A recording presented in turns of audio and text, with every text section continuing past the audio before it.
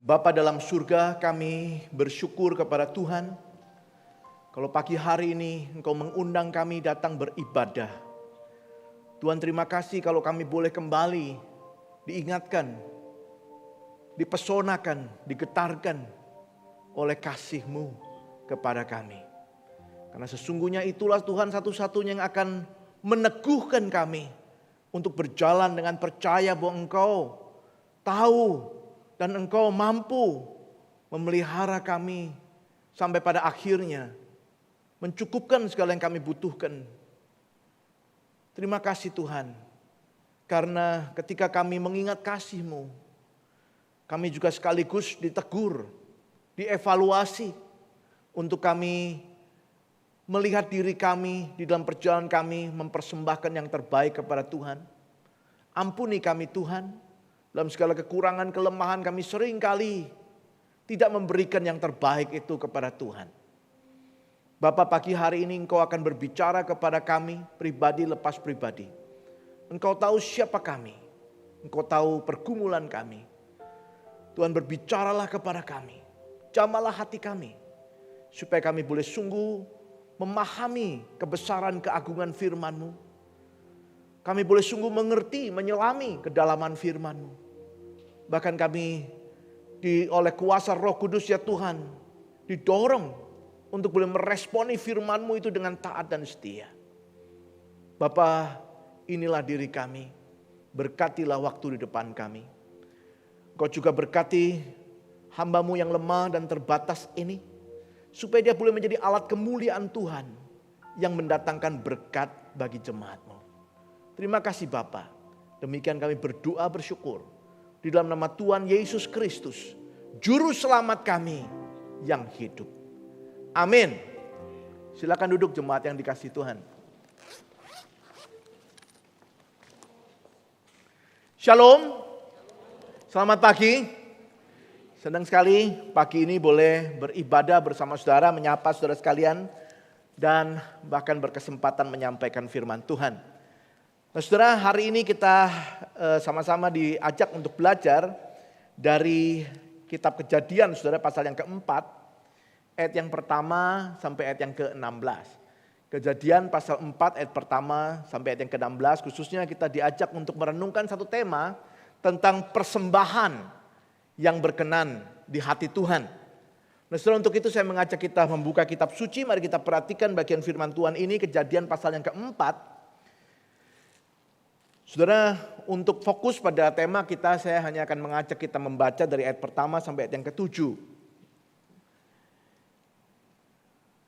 Demikian firman Tuhan.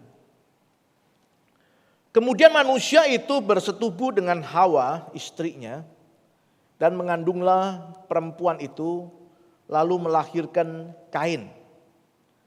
Maka kata perempuan itu, aku telah mendapat seorang anak laki-laki dengan pertolongan Tuhan. Selanjutnya dilahirkannya lah Habel, adik Kain, dan Habel menjadi gembala kambing domba, Kain menjadi petani. Setelah beberapa waktu lamanya, maka Kain mempersembahkan sebagian dari hasil tanah itu kepada Tuhan sebagai korban persembahan. Habel juga mempersembahkan korban persembahan dari anak sulung kambing dombanya, yakni lemaknya. Maka Tuhan mengindahkan Habel dan korban persembahannya itu, tetapi Kain dan korban persembahannya tidak diindahkannya.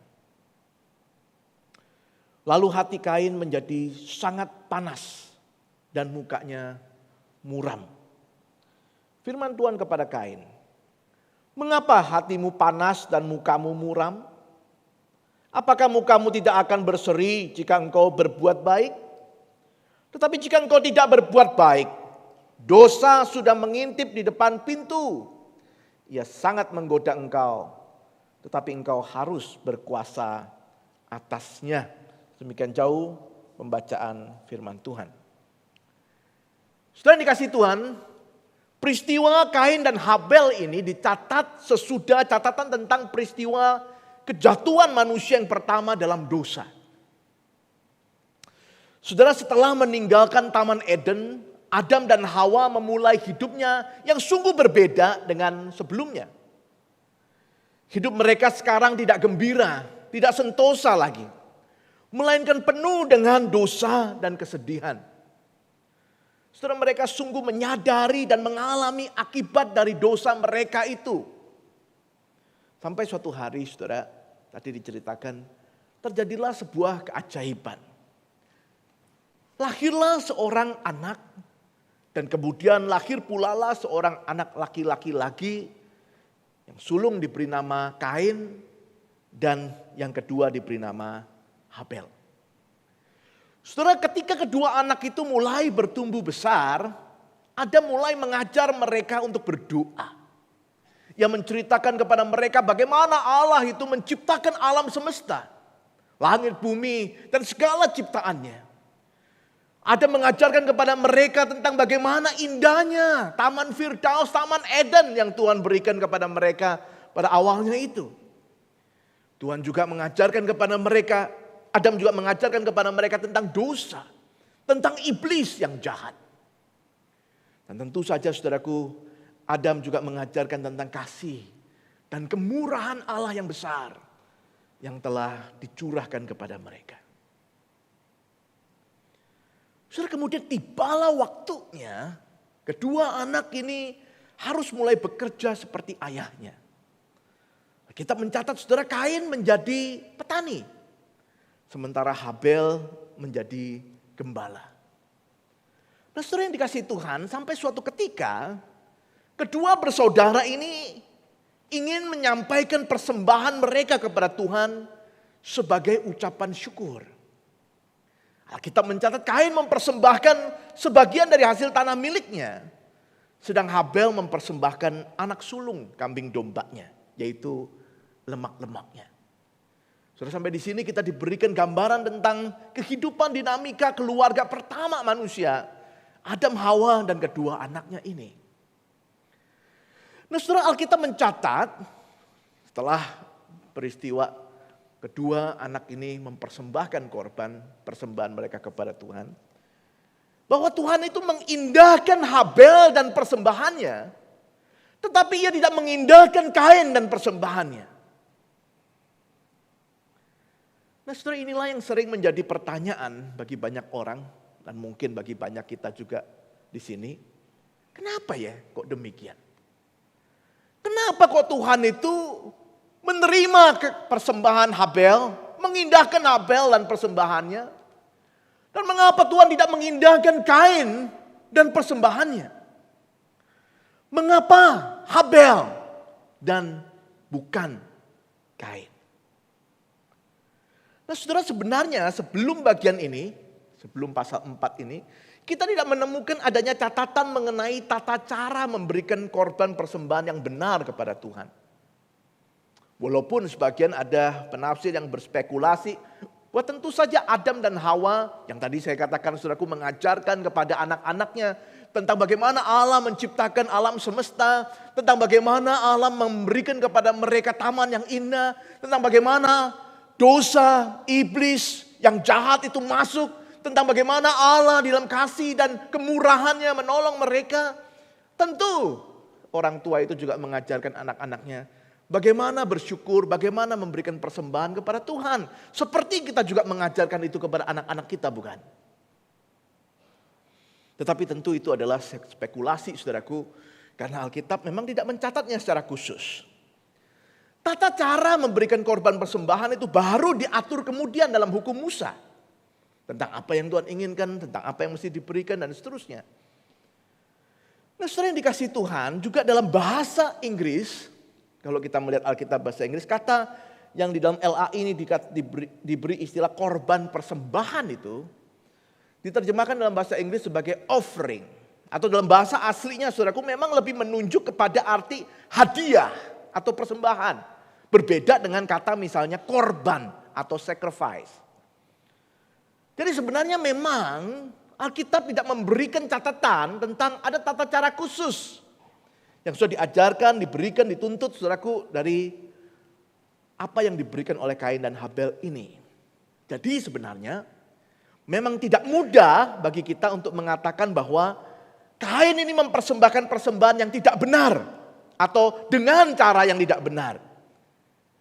Apalagi dalam bagian ini memang tidak terlihat penekanan pada salah atau tidaknya jenis persembahan yang diberikan oleh kedua tokoh ini. Misalnya Alkitab nggak mengatakan Kain itu memberikan persembahan yang keliru. Dia mempersembahkan hasil tanahnya. Habel mempersembahkan persembahan yang benar dan seterusnya. Saudara, pagi ini kita diajak untuk belajar hal yang tidak mudah ini. Sekali lagi nggak mudah untuk melihat apa permasalahannya. Tapi kita mau belajar dari apa yang tidak mudah ini untuk melihat sedikitnya saudaraku, apa yang Tuhan ingin ajarkan. Catatan ini adalah catatan pertama yang muncul di dalam Alkitab kita tentang bagaimana manusia mau meresponi Allah melalui persembahan yang Ia berikan. Nah, kita mau belajar saudaraku tentang tema kita, bagaimana kita bisa memahami tentang persembahan yang berkenan di hati Tuhan melalui perikop ini. Pagi ini saya ingin mengajak kita sekalian memperhatikan setidaknya saudaraku ada dua hal yang bisa kita pelajari. Dua hal saya kira yang bisa mengarahkan kita untuk memahami. Apakah persembahan yang berkenan di hati Tuhan itu. Kita melihat di dalam bagian ini saudaraku rupanya memang ada persembahan yang Tuhan indahkan. Dan ada persembahan yang tidak Tuhan indahkan. Dan kiranya kita boleh belajar untuk senantiasa dalam kehidupan kita itu memperhatikan dan mempersembahkan apa yang sungguh berkenan di hati Tuhan itu.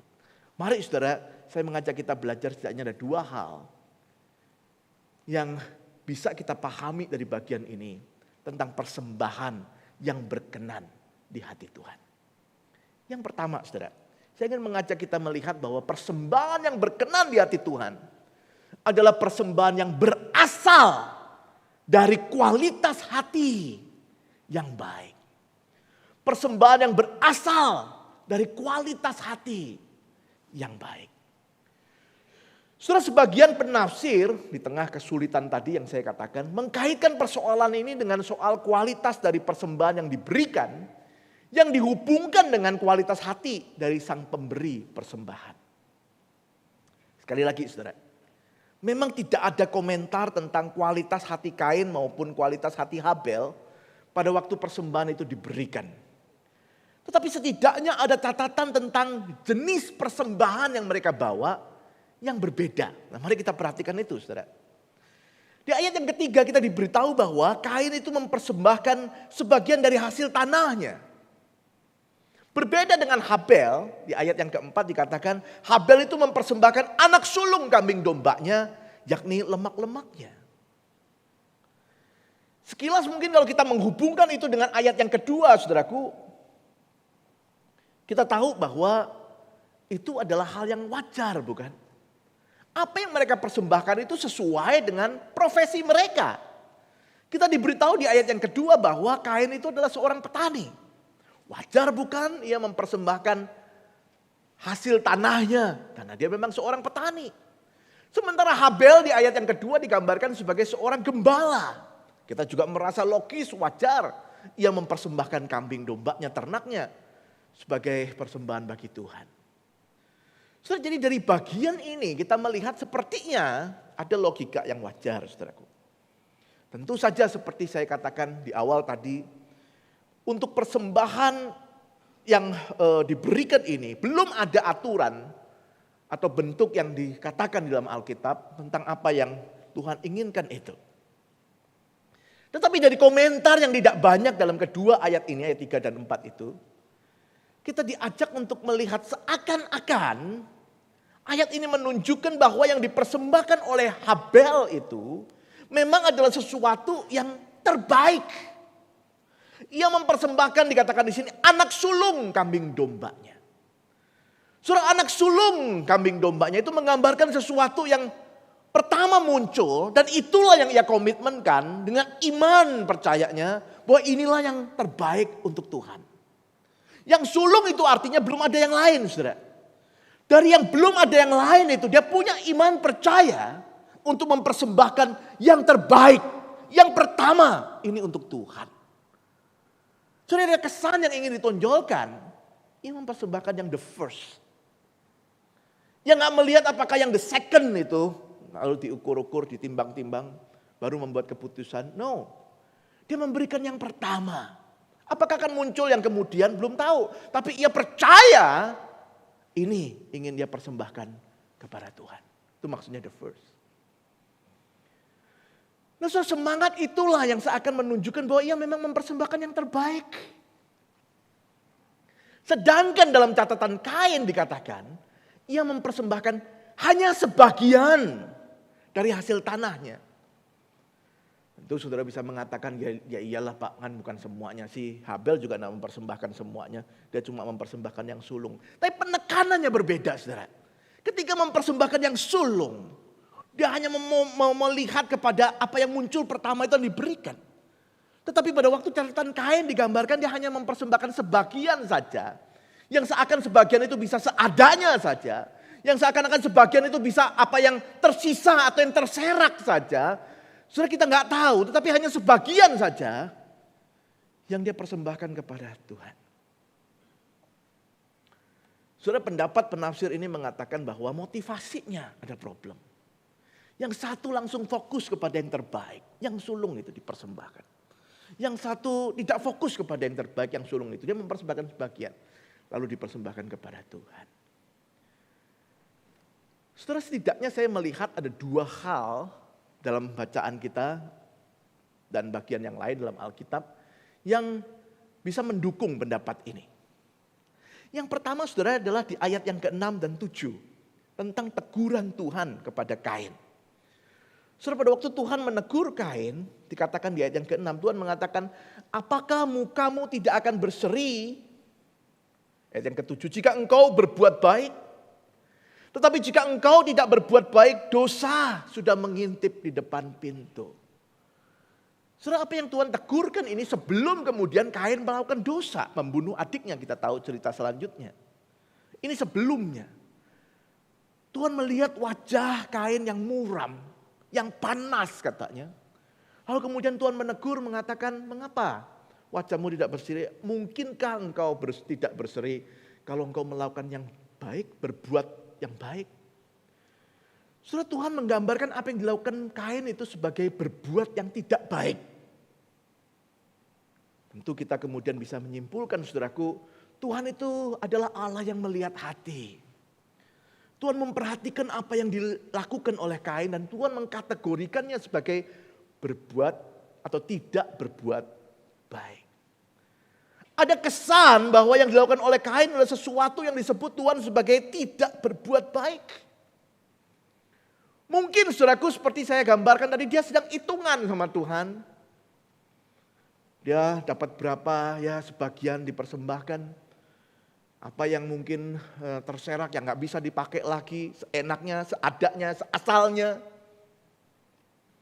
Dan itu sebabnya wajahnya menjadi muram, panas, ia iri ketika yang bukan perbuatan baik itu ditolak Tuhan.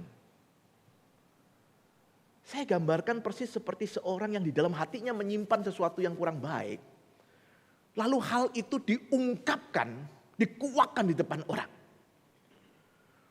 Tadinya kita pikir orang gak ada yang tahu. Kita simpan itu. Kita mencoba untuk berwajah biasa saja atau bahkan senyum. Tetapi kemudian dibukakan di depan kita apa yang ada dalam hati kita itu. Yang bukan hal yang baik, yang bukan hal yang bisa dibanggakan. Selain malu saudara, ada orang yang akan menjadi murka. Seperti yang terjadi dalam bagian ini. Dan Kain murka. Ketika apa yang tersimpan dalam hatinya itu sekarang dibukakan. Yang diindahkan adalah persembahan adiknya dan bukan persembahannya. Mungkin sampai sini saudara berpikir gimana caranya tahu persembahan itu diindahkan mana yang bukan. Nah, menurut imajinasi para penafsir saudara, itu tergantung dari asapnya itu ya. Waktu Habel itu mempersembahkan korbannya itu, asapnya itu naik ke atas itu. Mereka anggap itu sebagai hal yang diperkenan, diindahkan oleh Tuhan. Jangan waktu Habel mempersembahkan korbannya itu, asapnya itu nggak naik ke atas itu, mungkin ke samping-samping, mungkin mengepul kemana-mana, dan itu dianggap sebagai hal yang tidak diindahkan oleh Tuhan. Sehingga pada waktu itulah dia menjadi panas, dia menjadi marah, iri hatinya ketika bukan perbuatan yang baik itu diungkapkan di depan orang lain. Catatan yang kedua bisa kita bandingkan dengan catatan di dalam kitab Ibrani pasal yang ke-11 ayat yang keempat. Itu adalah catatan perjanjian baru yang mengomentari bagian ini. Penulis surat Ibrani menulis demikian dalam Ibrani 11 ayat yang keempat. Karena iman, Habel telah mempersembahkan korban yang lebih baik dari korban Kain. Penulis surat Ibrani menafsirkan bagian ini dan mengatakan bahwa Habel itu telah mempersembahkan persembahan yang lebih baik. Dalam bahasa asli memang istilah yang dipakai itu menunjukkan persembahan yang lebih besar. Tetapi saudaraku ada kesan memang bahwa korban yang diberikan oleh Kain itu punya kualitas yang berbeda. Habel mempersembahkan dibandingkan dengan Kain persembahan yang lebih baik, yang lebih besar. Kualitasnya different. Dan penulis surat Ibrani mengatakan penyebabnya adalah karena iman. Karena iman.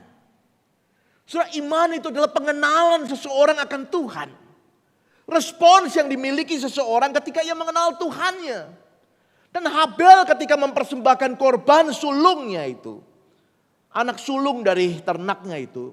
Dia punya pengenalan akan Allah. Allah seperti apa yang kepadanya persembahan ini diberikan.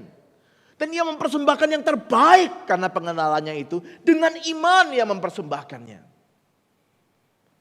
Dan rupanya itulah yang membedakan persembahan Kain dan persembahan Habel. Persembahan Habel mungkin dapat dikatakan sebagai persembahan yang tidak dengan iman. Yang bukan dilandasi dengan pengenalan akan Allah yang benar. Mungkin persembahan yang didorong oleh karena dorongan orang tuanya. Mungkin persembahan yang didorong oleh karena emosinya sesaat. Mungkin persembahan yang didorong oleh karena melihat orang lain mempersembahkan dan dia juga ingin mempersembahkan. Mungkin persembahan yang didorong oleh karena dia melihat ini adalah bagian dari apa yang dia punya dan ia ingin memberikan sebagian kepada orang lain dan kepada Tuhan. Saudara bisa macam-macam itu, tetapi bukan dengan pengenalan yang benar seperti yang diberikan oleh Habel. Karena Habel dicatat dia mempersembahkan dengan iman. Jadi saudara dari catatan ini kita bisa melihat dapat dikatakan bahwa Habel itu memberikan persembahannya dengan landasan imannya yang mengenal Allah. Dan iman itulah yang mendorong dia untuk memberi yang terbaik kepada Tuhan. Itu sebabnya Tuhan yang melihat hati itu kemudian menganggap persembahannya itu berkenan di hatinya. Jelas saudaraku ini bukan soal besar kecilnya jumlah persembahan. Memang kita tidak diberitahu kursnya, berapa sebagian dari hasil tanah Kain, berapa itu ternak sulung yang dimiliki oleh Habel yang dipersembahkan. Bukan soal besar kecilnya.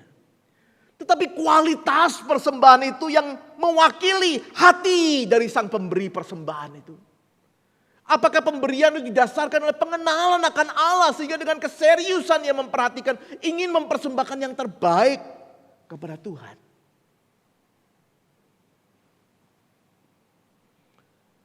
Saudara, Tuhan Yesus juga mengajarkan atau pernah memberikan komentar sebagai pengajaran kepada para muridnya terhadap hal persembahan ini. Dicatat di dalam Injil Lukas pasal yang ke-21. Saya ajak kita memperhatikan saudara. Injil Lukas pasal yang ke-21. Persembahan seorang janda miskin. Dikatakan di ayat yang pertama. Ketika Yesus mengangkat mukanya. Ia sedang ada di bait Allah. Ia melihat orang-orang kaya. Ada banyak orang kaya. Memasukkan persembahan mereka ke dalam peti persembahan. Saudara, orang-orang kaya hari itu datang memberikan persembahan. Saya percaya saudaraku mereka memberikan jumlah yang besar. Karena itu mereka disebut orang-orang kaya. Tetapi yang menjadi perhatian Tuhan Yesus rupanya bukan berapa banyak yang dipersembahkan. Atau berapa luar biasanya yang dipersembahkan. Walaupun itu menjadi perhatian banyak orang. Karena di ayat yang kedua dikatakan ia melihat juga seorang janda miskin. Yang memasukkan 2 peser ke dalam peti itu. Sebuah perbandingan saudaraku pemberian yang berbeda sekali. Orang kaya dengan janda miskin yang hanya memberi 2 peser. Tapi perhatikan ayat yang ketiga, komentar Tuhan Yesus. Ia berkata, aku berkata kepadamu, sesungguhnya janda miskin ini memberi lebih banyak daripada semua orang itu. Sudah jelas Tuhan Yesus tidak memakai prinsip matematika dalam persembahan rupanya. Dari mana saudaraku persembahan yang 2 peser itu bisa lebih banyak. Bukan dibandingkan 1 orang dari orang kaya itu, tetapi semua orang kaya itu. Kalau kita tanyakan kepada anak-anak yang belajar matematika, mereka bingung. Kok bisa? Karena rupanya persembahan itu tidak mengandung prinsip matematika, saudara di sini. Kalimat selanjutnya Tuhan Yesus memberikan penjelasan alasannya. Sebab mereka semua memberi persembahannya dari kelimpahannya. Tetapi janda ini memberi dari kekurangannya. Bahkan ia memberi seluruh nafkahnya. Jadi bukan jumlah yang Tuhan Yesus persoalkan. Tetapi kesungguhan, keseriusan seseorang yang memberikan respons. Imannya yang mengenal siapa Allah. Sehingga dengan iman itulah dia mengambil langkah memberikan yang terbaik kepada Tuhannya. Bahkan di dalam keadaannya yang seakan-akan tidak memungkinkan. Tetapi ia mengambil langkah iman. Memberi kepada Tuhan. Dengan keseriusan, dengan kesungguhan. Dan itulah rupanya yang dilihat Tuhan. Kita berulang kali diingatkan. Tuhan memang melihat hati. Bukan apa yang dilihat manusia yang dilihat Tuhan. Manusia melihat apa yang di luar. Jumlah. Modelnya, bentuknya. Tuhan melihat hatinya. Apakah dia sungguh memberi dengan kesungguhan. Pengenalan akan Tuhan. Sudah dalam perjalanan krisis pandemi berapa waktu ini. Saya mengenal seorang jemaat saudara yang sangat mengasihi Tuhan. Sebelum pandemi pun dia itu terkenal atau dikenal sebagai seorang yang sangat generous. Suka memberi, suka menolong orang, suka memberi persembahan juga. Seorang yang baik. Nah saudara, pada masa awal pandemi tahun 2020 itu dia mengalami kebangkrutan yang cukup besar. Saudara, beberapa kali kita berkumpul bersama, bahkan melalui video call karena gak bisa ketemu, kita mendoakan dia. Terlihat sekali betapa tergoncangnya dia di masa-masa itu. Karena pandemi yang berdampak kepada bisnisnya. So, tahun 2021 ketika COVID pandemi sudah mulai lebih membaik, kita punya kesempatan untuk bertemu. Nah saya ingin menceritakan pertemuan waktu pertama kali ketemu saudara. Saya melihat dia memang menjadi kurus sekali karena masalah-masalah yang dihadapinya itu.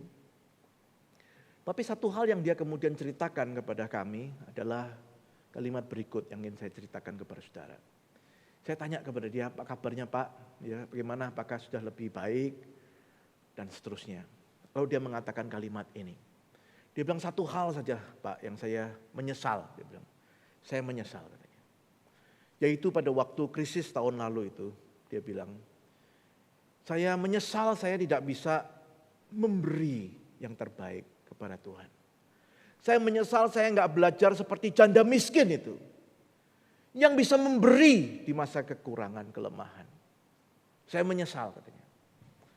Setelah saya mencoba menghibur dia, saya berkata, ya Pak, saya kira nggak ada orang yang menyalahkan Bapak.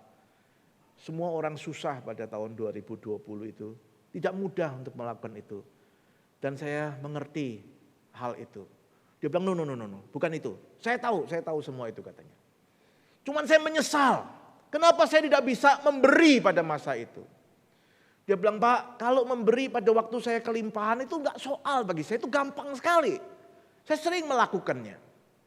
Tapi pada waktu itulah, pada waktu saya kesulitan itulah. Sebenarnya saya sedang diuji apakah saya punya iman untuk memberikan yang terbaik itu kepada Tuhan. Dan saya gagal katanya. I failed. Saudara, saya berkata kepada dia, Pak, orang itu memang gagal. Saya juga gagal. Banyak orang gagal. Mari kita belajar di tengah kesadaran kita akan kegagalan, kita memperbaiki untuk perjalanan kita ke depan. Tapi saudara, saya terenyuh sekali mendengar apa yang dikatakannya. Memberi itu bukan hal yang asing bagi dia. Tetapi bahkan pemberian-pemberian yang pernah diberikannya saudaraku, membuat dia merasa menyesal pada waktu dia di tengah-tengah kesulitan. Tidak bisa mengambil langkah iman untuk memberi yang terbaik kepada Tuhan. Saudara, memberi itu bukan cuma soal pokoknya kita sudah ngasih. Tetapi apakah pemberian itu sungguh didasarkan atas iman pengenalan kita kepada Tuhan. Memberi itu gampang, saudara. Dan memberi itu ada rasa senang juga dalam hati kita.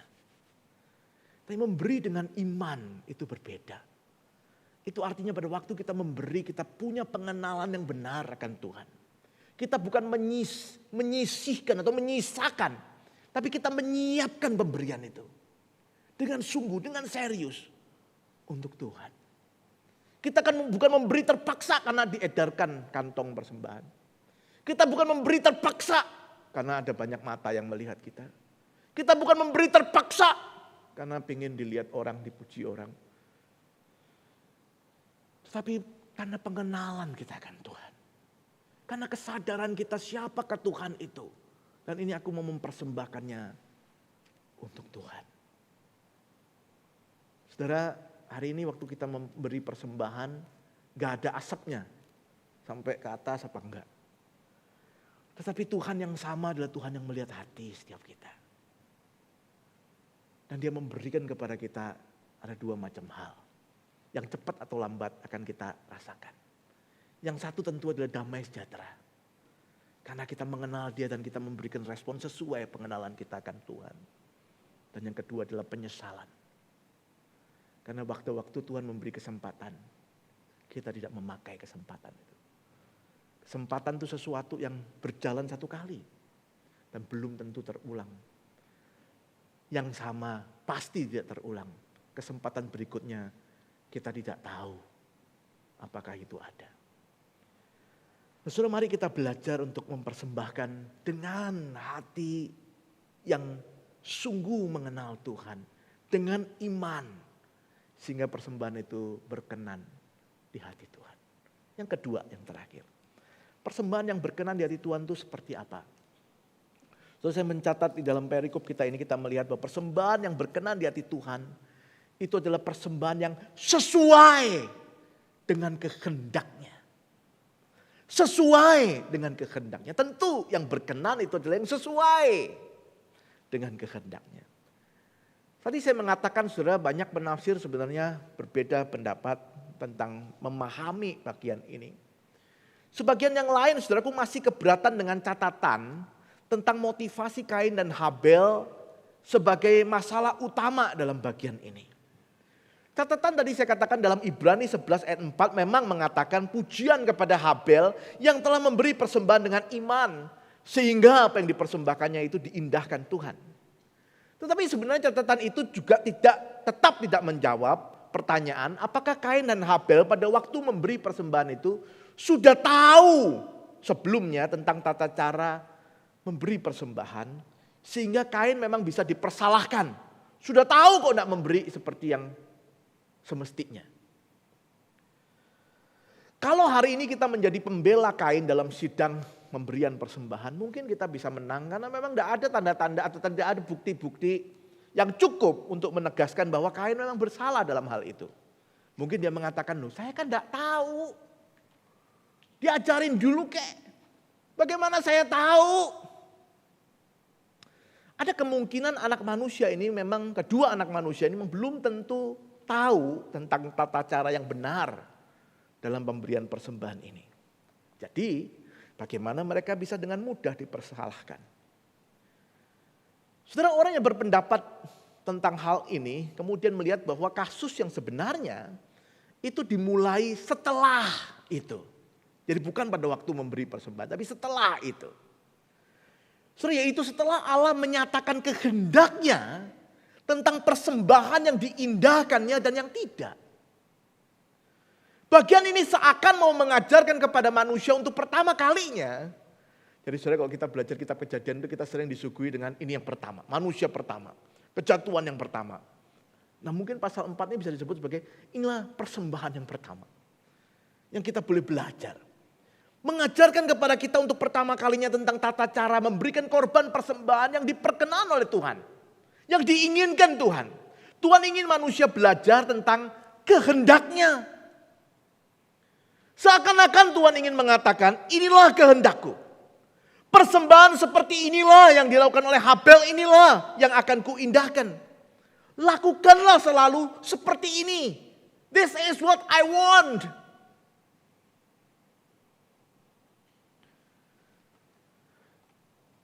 Dan saudara, inilah awal dari kasus itu. Kita melihat rupanya Kain tidak peka terhadap penyataan Tuhan. Ia bukannya dengan tulus menerima penyataan kehendak Tuhan dan segera belajar melalui Habel adiknya. Oh ternyata ini loh yang Tuhan mau. Next time I will pay attention.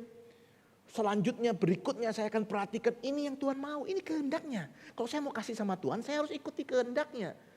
Alih-alih saudaraku dia belajar, alih-alih dia menyadari kesalahannya, alih-alih dia ingin memperbaiki saudaraku. Sebaliknya dia memilih untuk marah dan mengizinkan dosa mulai menggodanya. Rupanya saudara kita boleh mengatakan dia tidak tertarik untuk mengenal kehendak Allah. Dia memberi persembahan dalam rangka memuaskan kehendaknya. Dia ingin memberi seperti ini. Dia ingin hal inilah yang dia who cares about apa yang Tuhan mau. Dia sibuk dengan apa ya yang Tuhan suka. Terus dia memberikan menurut pikirannya sendiri. Bukan apa yang Tuhan suka. Persis seperti seorang yang sedang ulang tahun, saudaraku, orang-orang lainnya sibuk memikirkan apa yang mau diberikan kepadanya. Tapi bukan tanya kepada dia. Sibuk memikirkan apa yang mereka anggap orang itu akan suka. Saya sering menceritakan saudara, dalam tradisi pernikahan, itu di undangan itu sering ada tulisan, tanpa mengurangi rasa hormat, tanda kasih harap jangan berupa, apa? Oh jarang diundang ya rupanya ya. Harap jangan berupa, terus ada gambar uang gitu. Ya. Nah titik biasanya sampai sana ya. Terus orang udah ngerti maksudnya. Maksudnya jangan berupa hadiah ya. Maksudnya tolong berupa uang gitu loh ya. Soalnya kalau kita tanya kepada kedua calon mempelai itu kenapa kok nulis begitu? Mungkin ya dia akan nulis panjangnya itu kira-kira gini. Kalau ada disertai penjelasan ya. Disertai footnote kira-kira dia akan mengatakan begini ya. Karena kalian tuh gak tahu apa yang kami butuhkan. Apa yang kami suka. Daripada ngasih nanti kami gak suka. Kami gak butuh. Bukan yang kami mau. Lebih baik ngasih mentahnya saja. Amin. Yang senyum sebentar lagi mau kasih undangan sama saudara. Tolong catat baik-baik. Nah saudara, teman saya pernah cerita dia itu pernah kasih temannya yang menikah, pernah dikasih ya karena dia yang menikah. Dia pernah mendapatkan hadiah, ya, satu hadiah yang 2 tahun kemudian hadiah itu, kebalik ya. Dia itu kasih seseorang hadiah, ya, karena orang itu menikah. Tapi hadiah yang sama itu 2 tahun kemudian bisa kembali lagi kepada dia itu.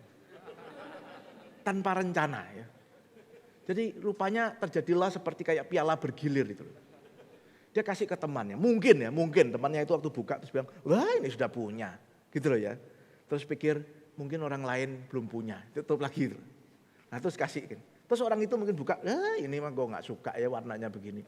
Dia tutup lagi, mungkin begitu ya karena kan gak tahu ceritanya ya. Tapi yang pasti setelah 2 tahun, balik itu. Pernah punya pengalaman gitu gak? Saudara, manusia saja punya selera. Manusia saja punya atau ada perasaan ini, bukan ini yang gue mau. Memang kadang-kadang gak diekspresikan saudara, ada yang cuma dalam hati saja kan ya. Semuanya jawabnya thank you kan ya. Tapi dalam hati kan macam-macam tuh thank you-nya. Kadar thank you-nya kan macam-macam gitu. Manusia saja punya selera. Dari mana kita anggap Tuhan itu selalu suka dengan segala yang kita persembahkan kepada Dia. Sampai-sampai kita gak pernah dengan serius bertanya kepada Tuhan, Tuhan sebenarnya apa yang Tuhan mau? Sampai-sampai kita anggap apapun yang kita kasih, ya dia pasti suka. Tuhan kan baik. Kita anggap dia gak punya selera. Alkitab menyatakan Tuhan adalah Allah yang punya kehendak. Dia memanggil Musa di kitab Imamat. Musa, catat ini baik-baik. Kalau umat itu mau datang kepadaku, mempersembahkan korban kepadaku, ini yang aku mau. Catat, Musa mencatat dengan detail apa yang Tuhan mau. Supaya umat itu belajar, Tuhan itu punya kehendak. Tentu saudaraku, kita hari ini tidak melakukan korban-korban bakaran itu. Tetapi Tuhan ingin mengajarkan, aku punya kehendak. Ask me, tanyalah padaku. Bukan karepmu sendiri. Tuhan berkata kepada Abraham, Abraham naik ke atas gunung, persembahkan Ishak, anakmu. Very definite.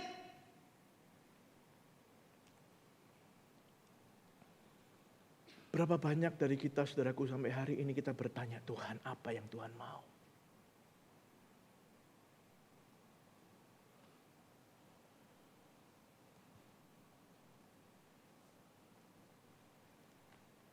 Berapa serius kita memberikan persembahan kita kepada Tuhan? Saudara, karena kalau yang kita persembahkan itu bukan yang Tuhan mau. Atau kalau yang kita persembahkan itu bukan yang sesuai dengan kehendak Tuhan. Tuhan tidak akan mengindahkannya. Karena pada dasarnya Tuhan memang tidak butuh persembahan itu. Tuhan bisa melakukan jauh lebih baik dari yang kita persembahkan. Tapi Tuhan ingin saudaraku, kita dengan kesungguhan, dengan keserius memberikan persembahan berbagian dalam apa yang Tuhan ingin kerjakan. Kalau tidak sesuai dengan yang dia mau, dia tidak akan mengindahkannya. Karena dia gak butuh. Hanya persembahan yang sesuai dengan kehendaknya yang diindahkannya. So dalam kitab Kisah Para Rasul pasal yang kelima, pada waktu jemaat mula-mula itu berdiri, ada catatan kisah tentang Ananias dan Safira. Kedua orang itu memberi persembahan, rupanya mereka itu menjual tanahnya, lalu menahan sebagian, lalu mempersembahkannya kepada para rasul dengan tanda petik memanipulasi jumlahnya. Tuhan serius sekali. Si istri tahu apa yang dilakukan oleh suaminya dan ikut berbohong. Sehingga dua-duanya meninggal saat itu juga sebagai hukuman. Saudara, pemberian kita atau persembahan kita adalah sesuatu yang serius sekali. Ada sesuatu yang Tuhan pandang baik. Sekali lagi, bukan karena Tuhan butuh, bukan. Tetapi karena pemberian atau persembahan itu menggambarkan iman kita, respons kita kepada Tuhan, pengenalan kita akan Tuhan, keseriusan kita kepada Tuhan, kesungguhan kita mencari kehendaknya. Itu sebabnya Tuhan pandang baik. Pagi-pagi di pasal yang keempat, setelah kejatuhan dalam dosa, ada catatan tentang persembahan. Pagi-pagi, waktu jemaat mula-mula berdiri, ada catatan tentang keseriusan pemberian persembahan yang Tuhan tekankan. Kita tanya, kalau penting kenapa kok cuma satu Pak? Kok enggak terus-terus diceritakan itu ada orang yang memberi persembahan begini terus dihukum. Kenapa kok sampai sekarang enggak terjadi hal seperti itu? Saya kira kita semua tahu kenapa tidak terjadi. Kalau terjadi, mungkin semua kita harus mempertanggungjawabkan apa yang dipandang penting oleh Tuhan itu. Kalau hari ini Tuhan memberikan kemurahan, memberikan kita kesempatan, jangan kita bermain-main dengan kesempatan yang Tuhan beri. Mari dengan serius kita mengevaluasi. Tuhan menganggapnya penting. Tuhan menganggapnya serius. Ini adalah respons. Ini adalah iman dari apa yang Tuhan telah lakukan, karyakan dalam kehidupan kita. Kita meresponi melalui pemberian kita, persembahan kita kepada Tuhan. Kita mengatakan di mana uangmu berada, di situ hatimu berada. Itu sebabnya Tuhan anggap penting. Karena itu adalah ekspresi dari apa sesungguhnya yang ada dalam diri kita. Yang hanya Tuhan tahu. Sekali lagi saudara, orang bisa gak tahu. Karena bukan jumlahnya, orang kadang melihat jumlah saja. Tetapi Tuhan sesungguhnya melihat hati. Apa kita serius sungguh ingin mensyukuri apa yang kita terima dari Tuhan dengan ungkapan syukur. Dan dengan kesungguhan mencari tahu apa kehendak Tuhan. Dan dengan serius, dengan setia. Mau memberikan yang Tuhan mau itu. Walaupun tidak mudah bagi kita. Yang Tuhan inginkan belum tentu seperti yang kita mau kita berikan. Kalau itu bukan yang Tuhan mau, tidak ada gunanya kita berikan. Karena Tuhan tidak akan mengindahkannya. Nah, kalau itu yang Tuhan mau, mari dengan kesungguhan kita berkata, berikan aku iman, berikan aku keseriusan, ketaatan untuk mempersembahkannya kepadamu ya Tuhan. Dan Tuhan yang memberkati kehidupan kita akan mengindahkan pemberian kita. Dan akan memberkati kehidupan kita di dalam kehendak Dia yang mulia. Kiranya Tuhan memberkati kita semua. Mari kita berdoa.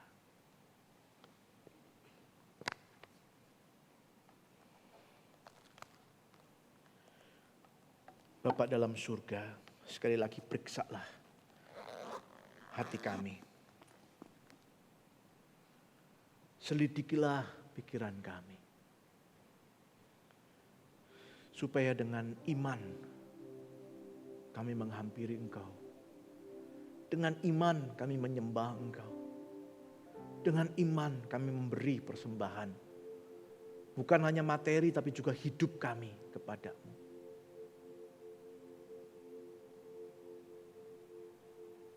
Nyatakan kepada kami kehendak-Mu. Dan berikan kesungguhan untuk kami melakukannya. Berkati gereja-Mu. Supaya gereja-Mu juga boleh melihat apa yang Tuhan inginkan. Dan mengerjakan seperti yang Tuhan mau. Terima kasih Tuhan.